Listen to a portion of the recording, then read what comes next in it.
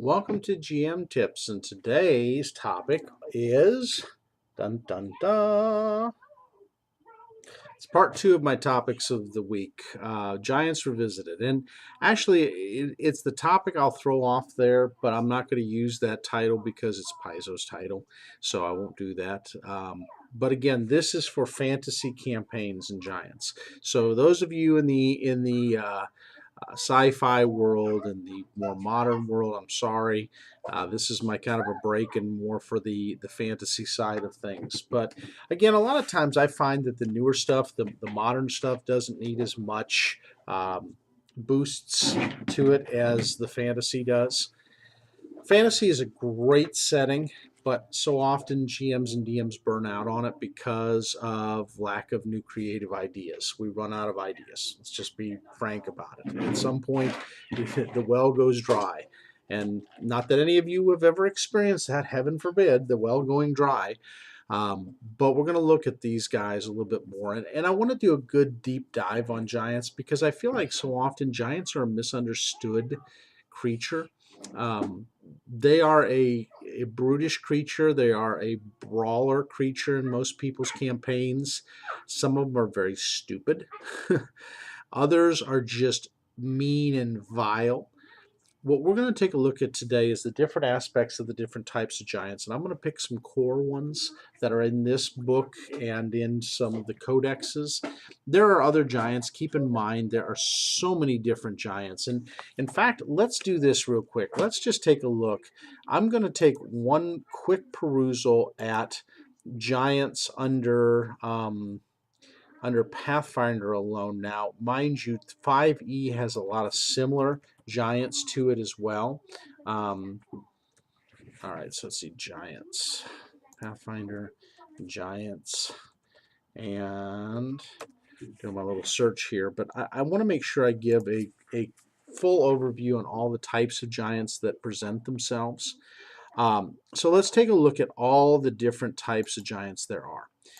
So going down the list, there are ash giants, and these ash giants are basically descendants of the warped eldritch. They are leprous creatures that are descendants of giants warped by eldritch or extraterrestrial energies. There are cave giants. Those are the ones that live in caves and are more primal brutes than anything else. There are cliff giants, and those are the ones that like to live in the cliffs and the badlands. Um, they're not necessarily evil, but they just live in those areas. Cloud giants, of course, those live up in the clouds. They're more Epicurean, philosophical, smarter giants as a whole. They resemble humans probably more than a lot of the other ones do, other than storm giants. So keep that in mind. Cyclopses. I love what Paizo has done with the Cyclops, but so is D&D. D&D used the Cyclopses. They are the one-eyed, rage-filled brawlers, but in Pathfinder, they're also the oracles and the future seers of the giant races. The desert giants, those are the ones that look almost like your desert tribals. They wear the face coverings and the head dresses, and they live deep within the wastes of the deserts. The fire giants, everybody knows the fire giants, the massively stocky, large giants that are very militaristic and love creation. They create a lot of things in their forges, so they're well known for their forge work, like dwarves are, and they glow almost a deep red in color. Frost giants, the giants of the cold wastes, and they are very hardy, weather giant that can live in some of the worst of conditions cold wise. Hill giants are just a little more brutish. They don't always have the highest intelligence in the world. They use a lot of great clubs and heavy maces. They're very similar to ogres in that way. They are nomadic. They prefer temperate hill lands and more temperate climates. The jungle giants, they live in the hot, really nasty jungles. They have very intricate tattoos and have a bark-like skin on their bodies. So those are another type of giants. The marsh giants, they are kind of a deformed giant, almost they're amalgams between a fish, a frog, and a humanoid. And they have giant unblinking eyes and thin-lipped mouths. Very nasty looking creatures. Ocean giants. There are ocean giants, and they love the waves and the sea. They're the daughters and sons of the gods of storms. The river giants. These are more nomadic. They travel the waterways, usually on wooden barges, kind of almost like in the Far East where they use the barges to go up and down the rivers. They do too. They're sometimes good, sometimes evil, sometimes in between. Ruin giants. These are very specific to the Inner-Sea campaign and to Pathfinder versus D&D. These are warriors that were enslaved by giant ruins and have magical powers. And they were used in armies by the ruin lords to fight. So they live in some desolate ruins themselves, but they are nasty, nasty creatures. Shadow giants. These are the ones that live out of the shadow plane and come over and they devour light with their armor. They are light absorbers, and they love the dark and the shadows. Slag giants. They're a cross between fire and stone giants. They're a hybrid. They love metalwork. That is one of their big things. They're strong metal workers. The stone giants, whose skin is almost a ruddy stone color, a bluish color, and have very tough skin and live among the mountains and different areas where there's stone, and they do a lot of stone work themselves. They're big stone workers. The Tiaga giants, they're the nomadic. They have a crimson hair, and they dwell in hoarfrost-rimmed forests, and they hunt down anybody that comes into these lands. The wood giants, they kind of resemble almost wood elves, and they live in the woodlands. They're a peaceful and almost melancholy giant folk. So there's a lot of different giants. I want you to understand they're just not the base ones that we are so used to, which are the hill, the frost, the stone, the storm, the fire giants, and the like. Cloud giants, those are the normal ones that everybody's used to. There are so many other offshoots of giants, and giants can be very pervasive creatures, and the cultures are vastly different between the different types. There are no two that are totally alike. So let's take a look a little bit into this. This one here covers some really good giants. This covers the following giants on here. Let's go through. Boom, boom, boom. And I do recommend this book. Even if you are not a Pathfinder person, keep in mind a lot of Pathfinder and Paizo stuff is easily adapted to 5e or to 3.5 especially, or to other genres, even 2 and 1. And the nice thing about it is they give you some really great explanations and in-depth things on each of the giants. So the first one we're going to take a look at, and I'm going to pick a couple of the giants that I think are really my top 7 in running encounters. The first is the Cloud Giant. I love the Cloud Giants because of their cloud cities. Let's just face it, the Cloud Giants really are freaking cool when it comes to their whole background and their whole premise. They are creatures of cloud. They very much love cloud cities. They are very powerful and often exotic creatures. They have almost a cloud-like bluish white skin. They have white hair, white eyes, and bluish skin. And like many other giants, again, a little bit of what they say here is, like many other giants, cloud giants favor mountains, often dwelling in the altitudes inhospitable to lesser creatures. The good giants like the mansions and mausoleums. The evil kin love the structures that afford like towers or crude shelters or other type of places to live. And they thrive on a spirited debate regarding all issues, material or philosophical. They are the debaters. They are very intelligent. They are very well thought out. They'll argue over fight many times. That's the nice thing. They're not the giant that's just going to run up and smack you upside the head because you're in their realm. They can be drawn into a lot of verbal combat and parlays, and I love them for that. Again, cloud giants have traditionally been good, but they're not in many campaigns now. They can go whatever way, like a human being, the culture takes them or their upbringing takes them. They can make some of the most challenging nemesises or the most wonderful allies, depending on your situation and your character's persuasion alignment wise. So keep that in mind. It is a giant that is very versatile, that has a lot of exotic equipment, that's going to have spell books and have wands and rods that'll worship deities. So they're very much a thoughtful race when it comes down to it. And I love them, especially, like iterations where you pick some gods of deception or gods of knowledge gathering or gods or goddesses of stealth or deceit. All of these make perfect sense for cloud giants as well as the good ones. And so they can be liberators, they can be champions of law. They have a lot of different adaptations to them, and they often have a very passionate personality because of the very nature of storms and clouds themselves. Some of the really cool things about them are their societies. Now, I love one of the things I love in here, and I would say this if you can adapt it. Remember the old giant bags that they had in first edition and second edition, where you roll percent to see what's in the giant's bag? This book revisits that, and I love the giant bag because when you would slay a giant or beat a giant, there was their bag, and you never knew what you were going to find.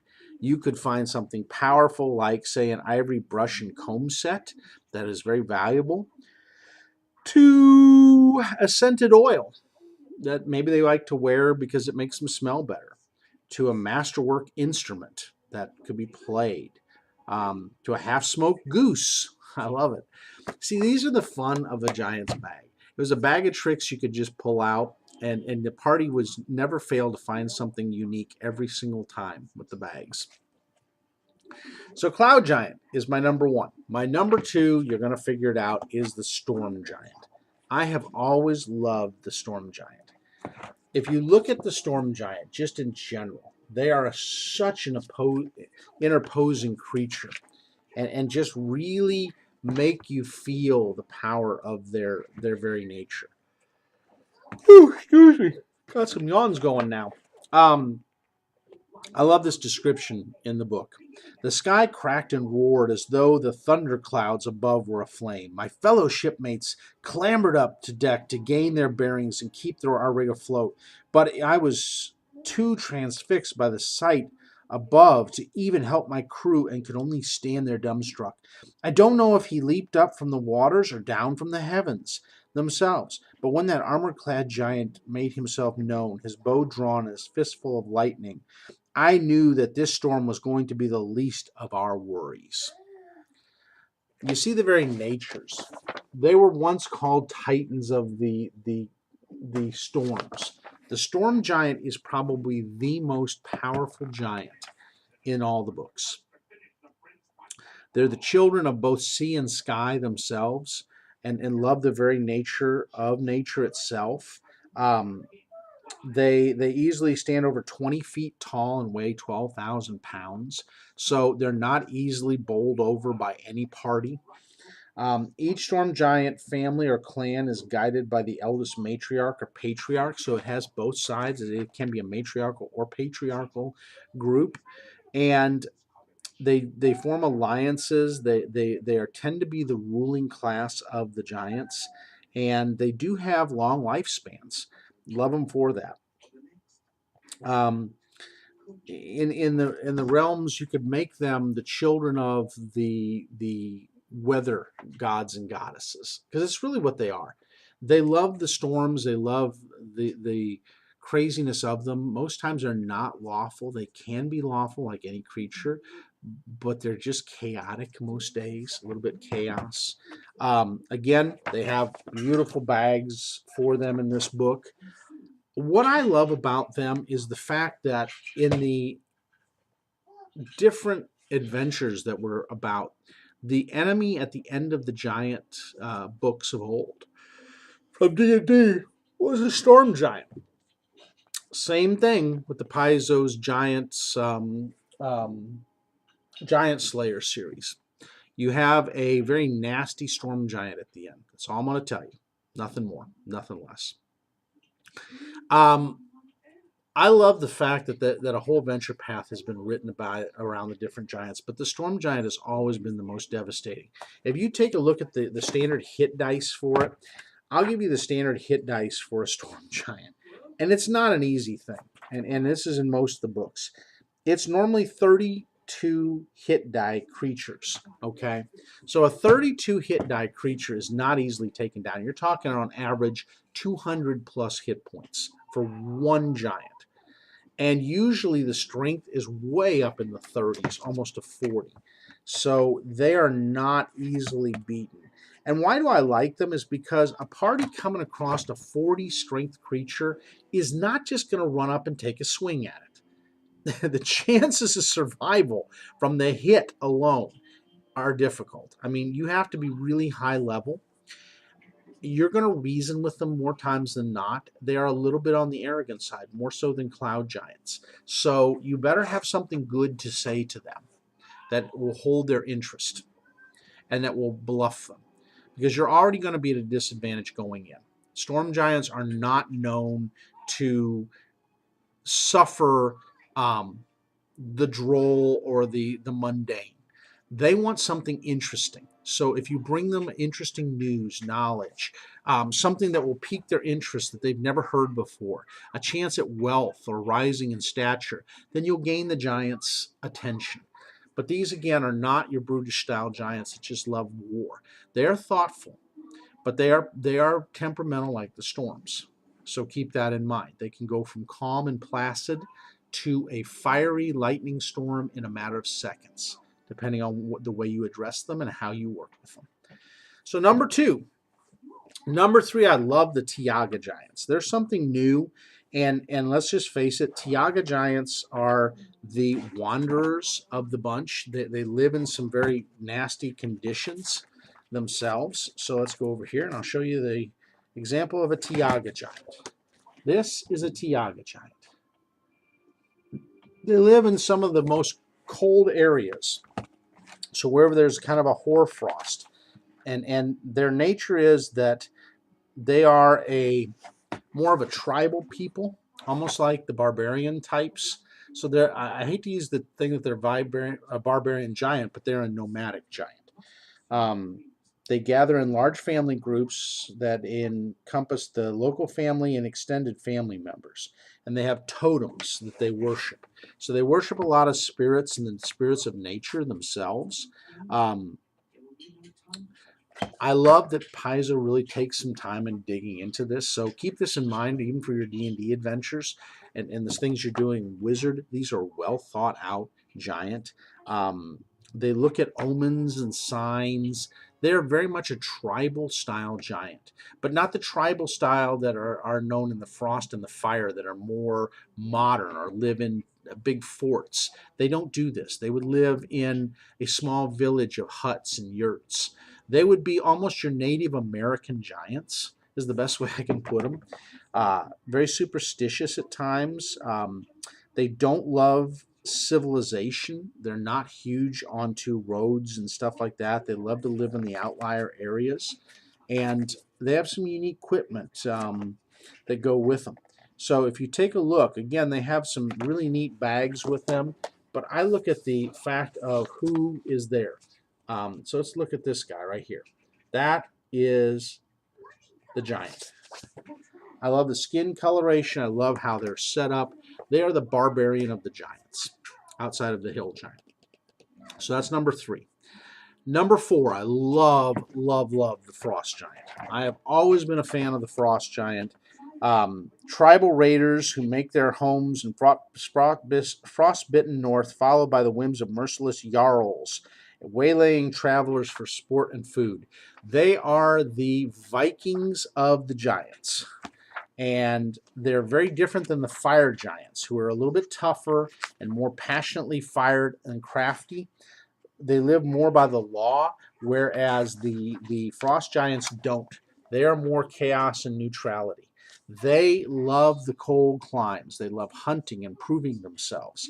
They are definitely the raiders of villages and takers of hostages for slaves.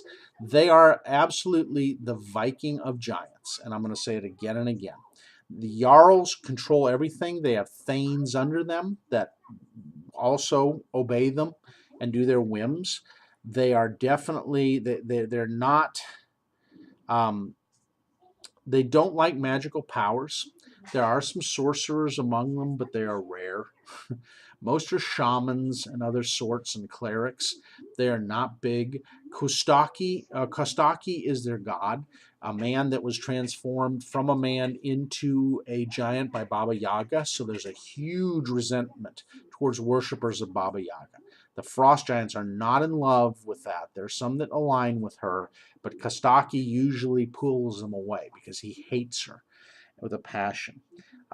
And whether this is on Galarian or on Greyhawk, or whether it is on Faerun, all these fall along. The nice thing about Baba Yaga is she translates to all of the different game systems.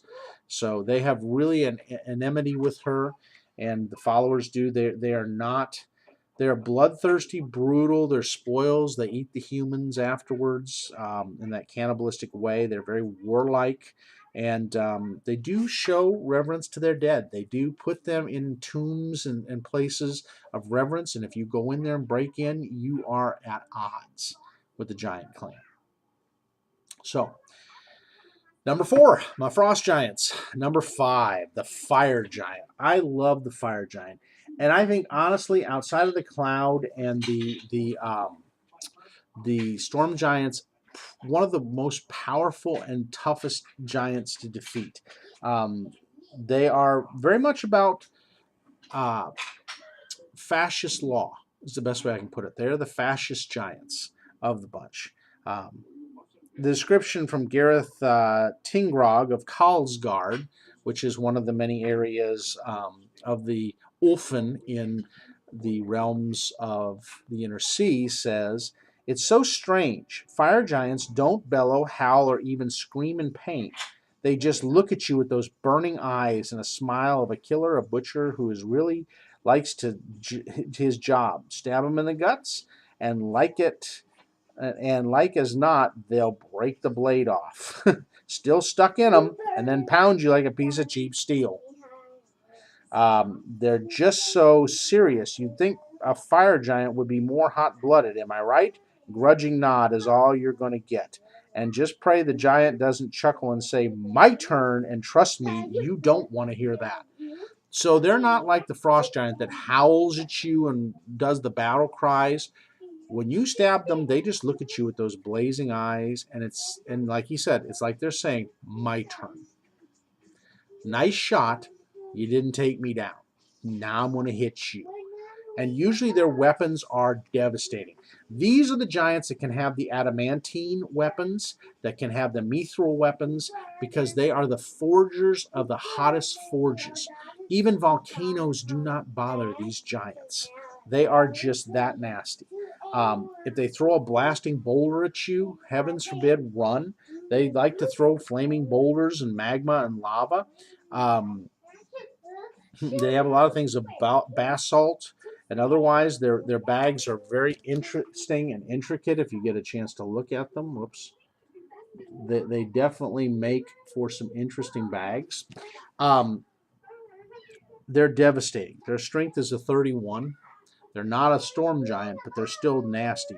And they're a 24 hit dice monster just out of the box. Not even talking about um, the fact of what they could be. Well, actually, I'm sorry, they're a 15 hit die, but usually have some classes with them, and so they're pretty darn nasty. They live in the hottest of climes. They live in the blast furnace desert portions. They live up near volcanoes. They live near magma. They make their homes near fire and flame.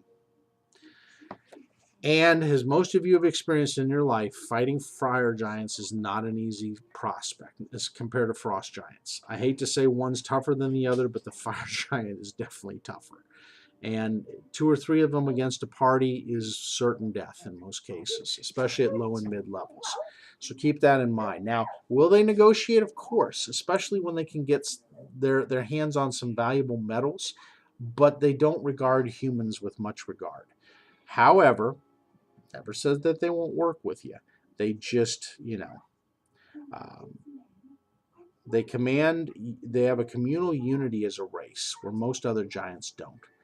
And so keep in mind that they're forged in battle, they're forged under a king, and that they will fight as a unified unit, where most other giants don't. So, number 5, the fire giant. Number 6, the ruin giant. I love the ruin giant. That was one of the things from the ruin lords that I think makes them so amazingly powerful. I mean, take a look at this guy, and you tell me. It is like an Asian giant ready to come swooping in. And they're naturally 20 hit die creatures, so they're very powerful. They have a 43 strength. So they put to shame the storm giant. They are powerful, and if you can see this, there's the ruins that are etched on them, and that's part of what gives them their power. They are made of magic, and I love what this one person from the distant east and the Dragon Empires has to say from Golarion and Pathfinder. And again, usable in any of your realms or Asian realms over in the other worlds. When Hiroshi reached the Kodar Mountains, he knew his goal was within reach. He had almost made it to Varisia, where his father was supposedly buried, and though his muscles ached and his horse begged him to end his futile chase, he continued onward through the perilous peaks of the northern Avestan. It wasn't until he was on the southern side of the mountains that Hiroshi realized he wasn't alone. Turning to face to the west, he saw a great shadow in the distance and quickly realized how fatal an error his obviousness might have been. They are the largest of the giant kind. They easily stand far above anything that you will ever see in a giant. Let me see if they give the how tall they are, because they will show that in here somewhere. But they stand quite tall. Let's see. They have ebon black skin, almost like basalt skin, and they're easily above 20 feet tall, I believe. They are almost 30 foot in height. They're 20 some odd feet in height. And they can live quite long, but they usually don't because of the battle nature of them. They don't go into a lot of it in here, sadly. I'm sorry, guys. Normally they do. Now, they're more magical in nature, so most of their treasure bags are going to have more magical things. They were the army of the Ruin Lords. They were the wall breakers and the assault force, brute force, but they were also powerful, and they knew how to wield magic from the ruins on them. So keep in mind, you could come across spellcasters in this group. They are fearsome, they're scary, and when they sneak up on you, it's over. You are not going to win many battles against these guys. And as a GM, I would say use them sparingly. You don't want to put 4 or 5 of these against your players unless they're really powerful. And they do have very nasty, devastating magic weapons in most cases. So, number 6, the Ruin Giant. And then finally, at number 7, drum roll, the Cyclops. I used to not like the Cyclops, very honestly. But as you can see, Paizo's twist on the Cyclopean culture, to me, has been just a real amazing thing. They rose at the same time as what would have been the Atlantis races of humans on the world of Golarion. Now, you could have them rise up in the early years of Faerun under, the early years when Mystra was there. You could have them rise up early in Greyhawk. They were a very intelligent race and a very advanced race. They delved into so much and they were so brilliant. They were the scholars and the oracles of that age. They did astronomy, astrology, engineering. They were a very brilliant race. They were nothing like the Sinbad Cyclops that are kind of devolved children of the Titans. These were very advanced races. Often they were heroic. So not every Cyclops was evil and required human flesh. They had their own flocks of sheep and cows that they ate like any other creature. However, they were warped in time when they went and believed that their gods had abandoned them or not given them the power that was necessary. So they turned to the Underdark. And it was there in the Underdark that their minds were warped and poisoned, and that they became the demon worshippers and the worshippers of the old gods and the old realms. So Cthulhu and that bunch. And it drove them insane as an empire. They became bloodthirsty towards their own people, becoming cannibals and everything else. So they had a very tragic downfall. And their prophecies drove them to madness. And that was the wonderful thing. And in here, the thing I love about both the Cyclops and the Elder Cyclops is they get the ability, the Elder Cyclops gets the ability to foresee once in the future. So on their first attack against players, they automatically have a natural 20 and it confirms. So when they roll a 20, it is confirmed critical. So their first hit is a devastating critical hit. What that does is that puts the players back on their heels to say, wow, okay, what are we up against here? Now, they can't do it anymore, thankfully. It's just the one time, but it is enough. I promise you, if you have the one time, you don't need more. So keep that in mind, that the Cyclopses can be a really interesting race and quite a unique one when it comes to the different class skills. Now, these are the types of giants. What kind of adventures? Well, again, Paizo recreated the Steadfast of the Giants, the Holds of the Giants, through their Giant Slayer. And I love that they did, because it takes you up through the orc ranks all the way to giants and what's going on under a giant warlord. Same things you could do in your game systems. You can have tribes trying to take over areas or building steadfasts that are going to rule over areas and enslave the populace. You could have ones that want to do trade agreements and trade rare metals. You could have a mission where your lord is trying to have you recruit them as part of a fighting force to defend a land or a realm. There's all different kind of things you can do with the giants, so keep that in mind. And they're great adventures and ideas. Always, I would say, give the giants classes.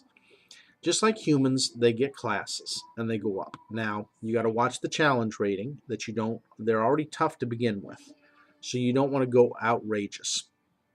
But you do want to give them some perk and challenge. One of the books that does a great job on this is the Monster Codex. The Monster Codex, in its own right, from Pathfinder, has whole sections on giants. So as you can see, there are the giants. And what ones? Fire giants, frost giants, gnolls, goblins, hobgoblins, and you'll see ogres are in there on the giant kins. Trolls, another giant type of creature. So, again, they give you some different deals with that, as well as this gives you some challenging different spins on them when it comes to some standard NPC types. I would say come up with some standard different ones on Hero Lab or whatever you choose to use. Convert them over. Definitely bring, if they haven't already found the converted homebrew material on these giants being converted from Pathfinder, because many have done that. They love the monsters and brought them over to 5e. Then keep that in mind. Also, the same thing with the what is it, Dungeon Dungeon World. Same type of thing. You can convert a lot of these over really easy, and they make great challenges. And giants, your players are not going to be so eager to run up to them all the time and kill them, because they're tough to take down, especially when they got classes attached to them. And so they're going to be forced to negotiate, try to talk their way out of things. And certain giants lend to that, others don't. So it's going to be sparing, and you're going to have to think about how they mesh together and work together to help the players to think outside the box. But I'm a believer that giants are a fun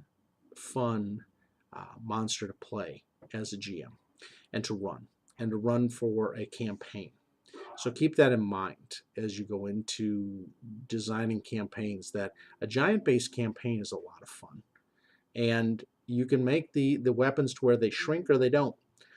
I didn't have the armor shrink for my players, so they had to get mammoths from the giants, the frost giants, and throw them over them and carry all this loot from these giants over the woolly mammoths to their destinations, to trade them and try to get some money for them. Pretty interesting. All right, that's it. I hope you have a great rest of the week. Again, please be positive to each other, and please put things aside when you're working with fellow players. Don't let your viewpoints in life push you away from each other. If you can, show kindness and love to each other and the love of game, and really have a great week. Thanks again.